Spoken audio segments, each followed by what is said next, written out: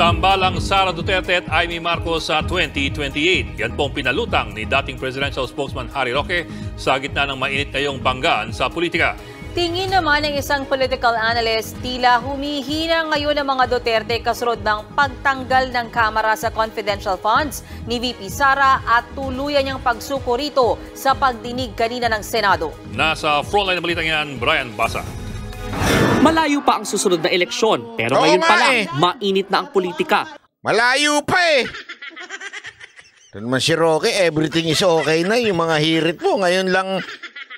Ang dalawang dating Pangulo ng Pilipinas na sina Rodrigo Duterte at ngayon Congresswoman Gloria Macapagal Arroyo parehong may issue sa Kamara na pinamumunuan ni House Speaker Martin Romualdez na pinsan ni Pangulong Bongbong Marcos. Tinanggal bilang Deputy Speaker si Arroyo habang si Duterte nalagasan ng kaalyado sa PDP laban dahil sinabi niyang pinakabulok na institusyon ang Kamara. Pati ang anak niyang si Vice President Sara Duterte tinanggalan ng Kamara ng confidential funds. Ayon sa political analyst na si Ronald Llamas, hindi na ito nakakagulat. Hindi nga natin kinakailangan Naku, nagpapaniwala kayo dyan kay Llamas? Eh, yan yung nagpakalat ng fake news sa akin na nananawagan daw akong people power. Huwag kayo nagpapaniwala dyan kay Llamas. between the lines eh. Dahil itong mga pangyayaring ito, hindi naman ito nangyari kahapon.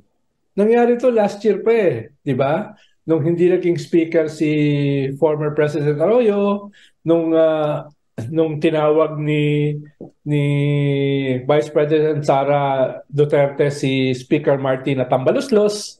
Malinaw rin daw na iisa lang ang tinutumbok nito, ang kanya-kanyang interes para sa 2025 at 2028 elections. At ang nangyayari ngayong tensyon sa politika, senyales umano ng paghina ng mga Duterte. Hindi nakakapagtaka, nahihina sila dramatically. Mukhang ang agenda naman ng mga Duterte at ng mga Arroyo. Sinasabi mo lang yan.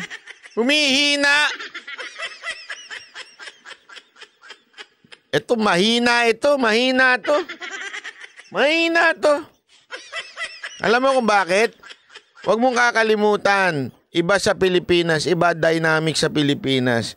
The more na binabanatan, the more na dinudurog, the more na umaangat sa masa. Hindi ko alam, ba't di mo alam yun?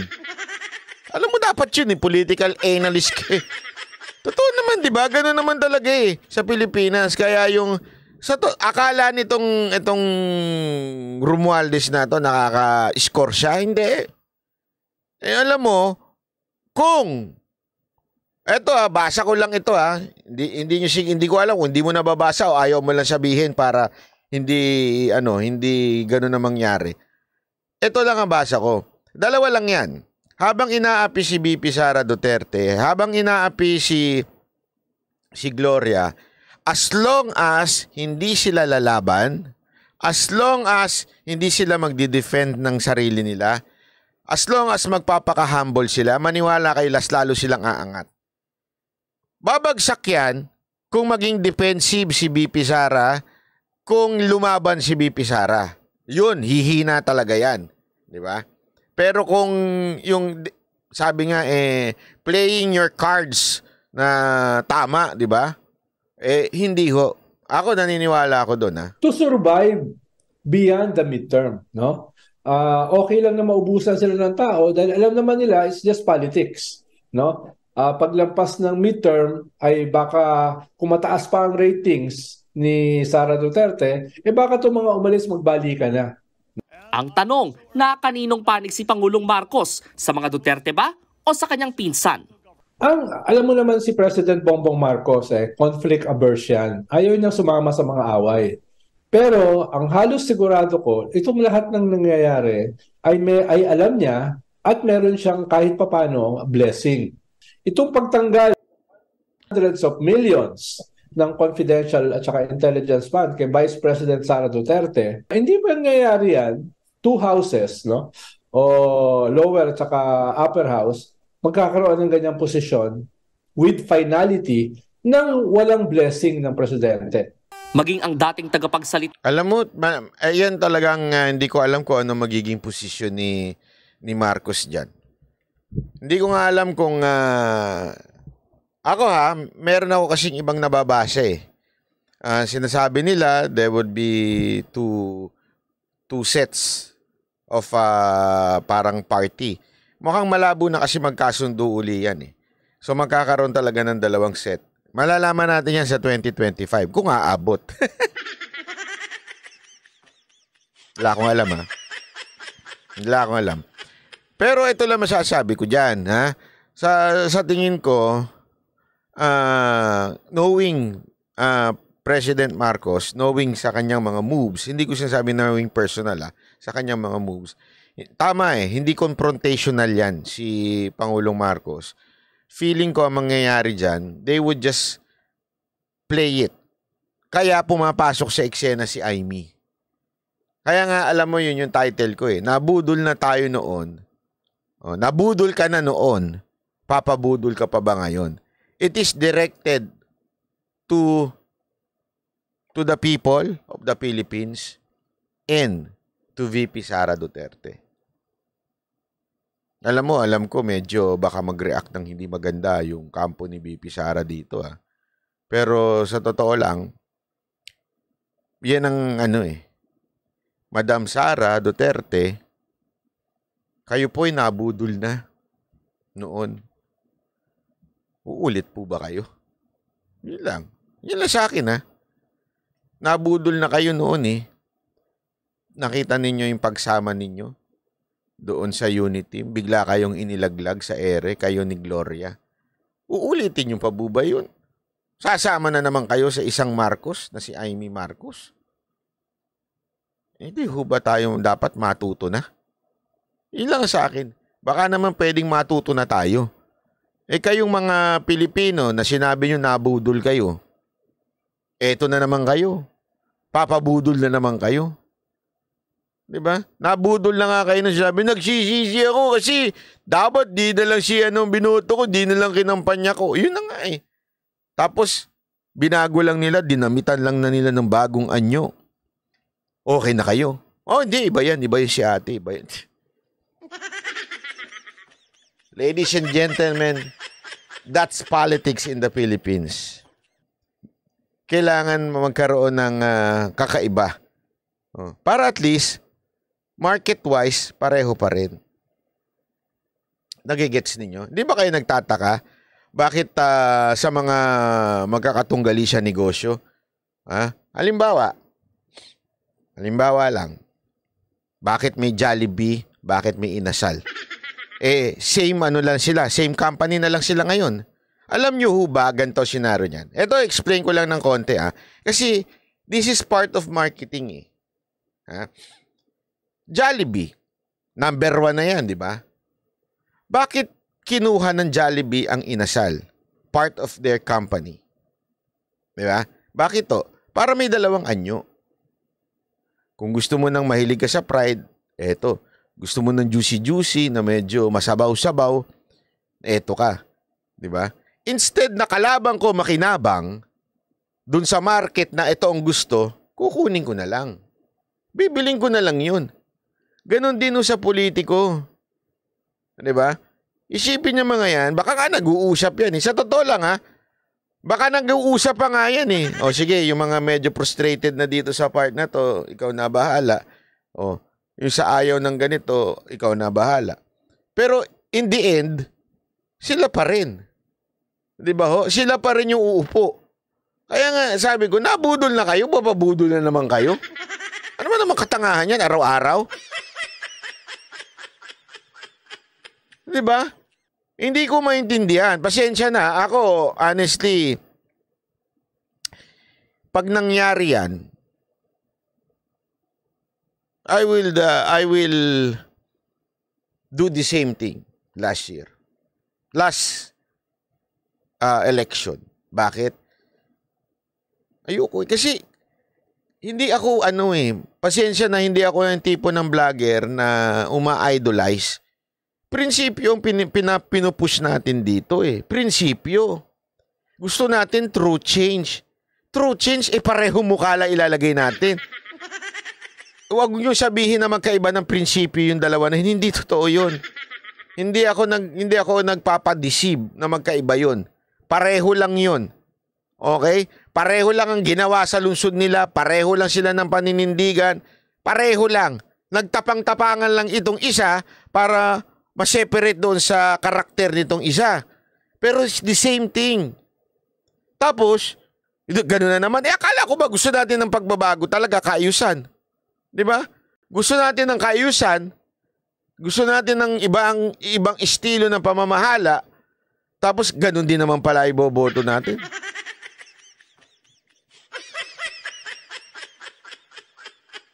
Ayun lang naman sa akin. O sabi nito ni hindi naman siguro sasama VP Sara kay Senator Amy. Ewan ko. Pero At Chief Legal Advisor ni dating Pangulong Duterte, may nakikitang lamat sa Uniteam. Halata raw kasing may pumuposisyon para sa 2028 presidential elections. Ang problema kasi dyan, yung liderato sa Kamara, very obvious, his body language that moves na gusto nang tumakbong presidente sa 2028 is to eliminate potential rivals and allies of the perceived rivals in 2028.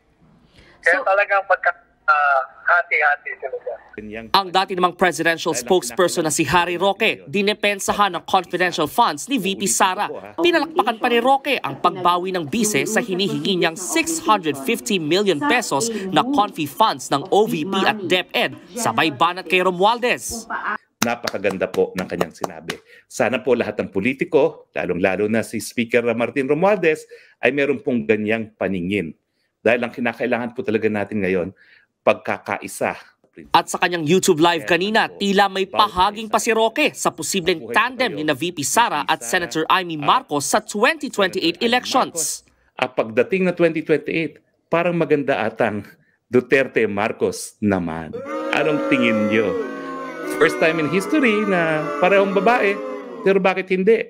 Dahil pareho naman silang merong bayag. Nagbabalita mula sa Frontline.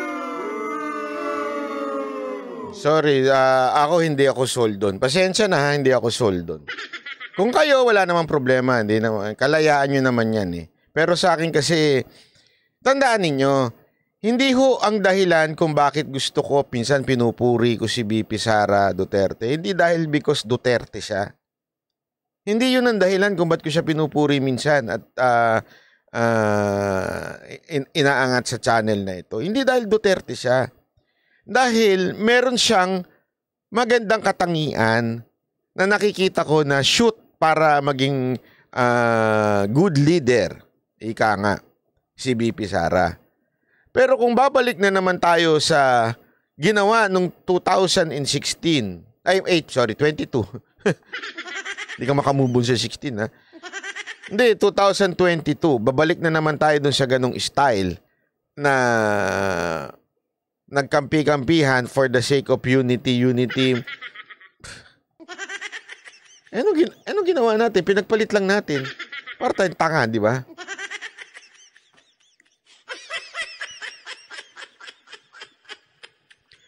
Yun lang sa akin. Anong kalokohan yun? Di ba? Kaya nga tayo, kunwari, sabi ko nga sa inyo, I will base my choice ng presidente and vice president not because of their family name. Paulit-ulit ko sinasabi yan. It's because of their accomplishment. Yun lang. Dahil sa accomplishment nila, yun ang dahilan kung bakit ko sila magugustuhan. Mapa-vice president, mapa-presidente, mapa-senador. Not because of their family name. Diba? Yun lang nga sa akin. Ngayon, kung gusto nyo yan, bahala kayo. Nasa sa inyo yan. Ayan. Actually, tama ka dyan, Diego Latigo. Si SBG hinug yan para sa vice president. Ayan ang talagang perfect. Perfect yan. Yan ang mamang silent worker. Ika nga. Silent hard worker na tao. Yan, ako, agree ako dyan. Pwedeng vice ka. Pabor ka ako maging presidente yan. Pabor ako maging ano yan. Kasi yan talaga ang masasabi kong nakamana sa estilo ni Pangulong Duterte. And I've witnessed it. Personally, hindi lang kwento ng ibang tao, but personally talagang nakita ko na kung gaano magtrabaho yan si Senator Bongo, kakaiba po yan. As in, hindi ho yan ng tipo ng politiko na oo sa'yo tapos gagaguhin ka, yung papaasahin ka lang. Hindi. Maniwala kayo sa akin. Ang dami kong kilalang politiko na pagkakailangan kanila, sumisip-sip sila sa'yo. Oo. Maniwala kayo sa akin. Sa karanasan ko na mula nung napasok tayo sa politika, ang dami kong kilalang politikong sip-sip pagkakailangan ka. Lalong-lalo na pag malapit na eleksyon. Pero, pag wala na, naku po, maniwala ka. Pag tinext mo, sinang abot mo. Oh, maraming ganun. Pero itong si Senator Bongo, kahit as in wala na siyang kailangan sa iyo, hindi naman siya kumakandidato, hindi basta humingi ka ng tulong diyan. Ay nako, yung buong puwersa ng opisina nila talaga nga namang tutulong. At hindi tatantanan. Ganun kasi hindi yan.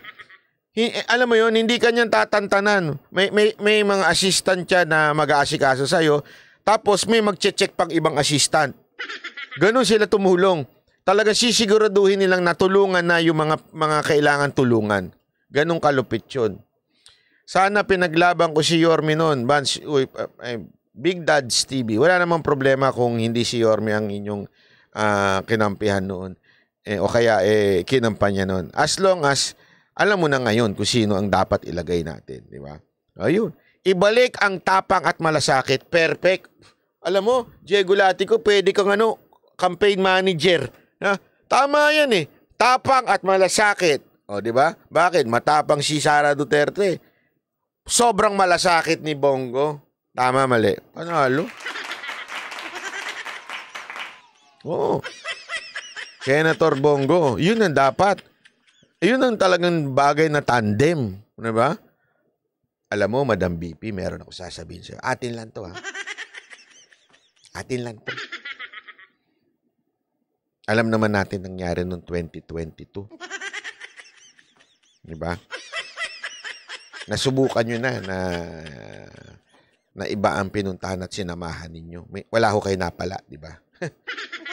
Siniraan pa kayo. Binagsak pa kayo. Hindi, wag tayo maglokohan. Bulong lang natin to, bulong lang natin.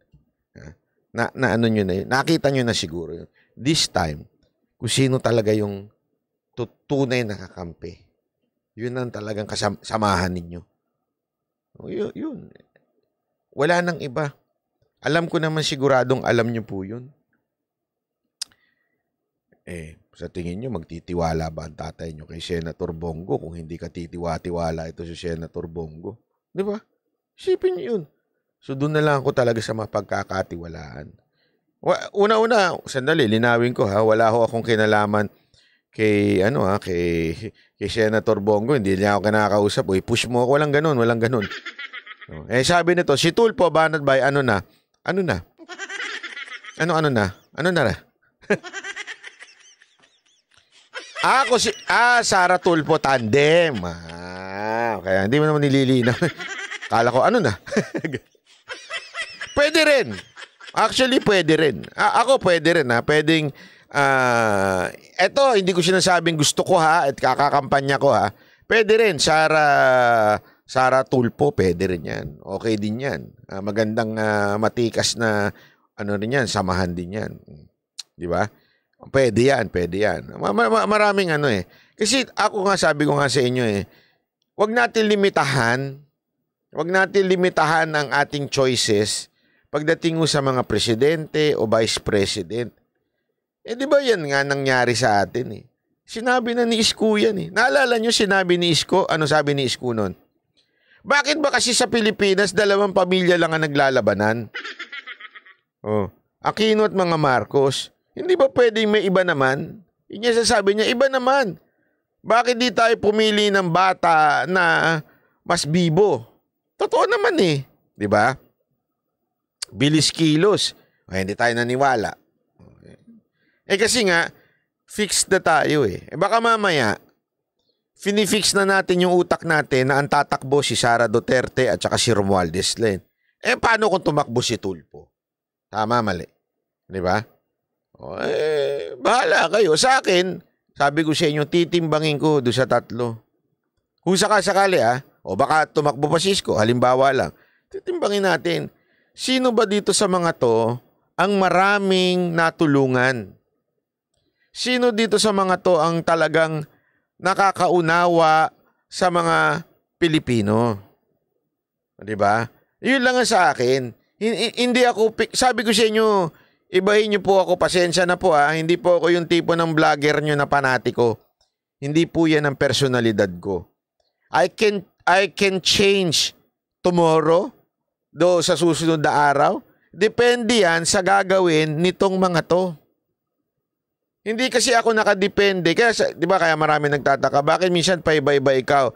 Kasi depende sa ginagawa nila yun Kung paiba-iba ang ginagawa nila, doon tayo nagdidepend. Hindi tayo nagdidepend. Kasi si Marcos siya, masamang tao yan.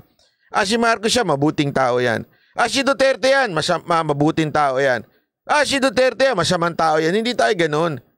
Nakasalalay tayo sa ano na ba ang ginagawa nila? May accomplishment ba sila? Tama, mali. Yun ang atin. Yan nga sabi ko sa inyo, ito, halimbawa. Solve na ba ako kay BP Sara na tatakbong presidente? Siya na talaga? Sandali. May 6 na taon siya, patunayan. Kung magaling ba siya sa DepEd? Na-improve niya ba DepEd? Yun ang basihan ko. Hindi ko basihan yun. Nakasi ni Duterte yan. Tama na, Marcos, Duterte naman. Anong klaseng thinking ng Pilipino yan? Naintindihan niyo yung ibig sabihin? Anong klaseng thinking niya? Sa mga ganyan thinking, hindi umaasenso ang bayan natin. Ayaw na namin kay Marcos, nabudol kami. Duterte naman. Ayaw na namin kay Duterte, doon naman tayo sa dilaw. Hindi ba pwedeng isipin naman natin, ano ba kasi ginawa? Ano ba accomplishment niyan? Tingnan natin. After 6 years, mababa pa naman di ba? 6 years, eto, ganito, ito accomplishment yan. Ano ba napatunayan yan? Kung meron, ito. Kasi hindi naman pwedeng gusto lang natin si Sara Duterte dahil Duterte siya. Tingnan natin, may ma-accomplish ba siya sa DepEd? O bilang Vice President, may na-accomplish ba siya? Kung wala, may pambihira. Bakit dating iaangat bilang presidente? Simple logic Vice President, kunwari lang, halimbawa lang po ito halimbawa lang po ito. Halimbawa, walang nagawa si BP Sara Duterte bilang Vice President at Secretary ng DepEd. Bakit mo siya gugustuhin maging presidente? Ano ka, tanga? Wala nga nagawang Vice President, wala nga nagawang bilang DepEd Secretary. Iyan ang sinasabi ko. Hindi ko ngayon, may nagawa na ba siya o wala? Malalaman natin after mga siguro 5 years. Di ba? Yun dapat tayo. Baguhin na natin yung utak natin. Di ba? Hindi yung, ba't mo sinasabing pwede si Bongo? Kasi si Bongo, 6 na taong ko nakitang nagtrabaho yan. Wala akong tulog yan. Kaya ganyang singkit na yan Joke lang. Nakita ko talaga magtrabaho yung mama na yan. At kahit itanong nyo, sinong mga mayor, congressman, itanong ninyo kung gaano ba nagtrabaho si SBG nung time ni Pangulong Duterte. Wala magsasabi dyan, pinulitika kami niyan. Naku po, wala. I can assure you na talaga nagtrabaho yun. That's why gusto ko yung mama. Kasi nakita ko na accomplishment niya. Okay? Ngayon, as a challenge for a senator, talagang kailangan. Although nakikita ko na, tandaan ninyo, ang daming nakinabang na malasakit center. Ngayon, inaayos niya yung napaka-importanting Super Health Lab. Super Health Lab. Iba pala yung Health Lab. Super Health Center.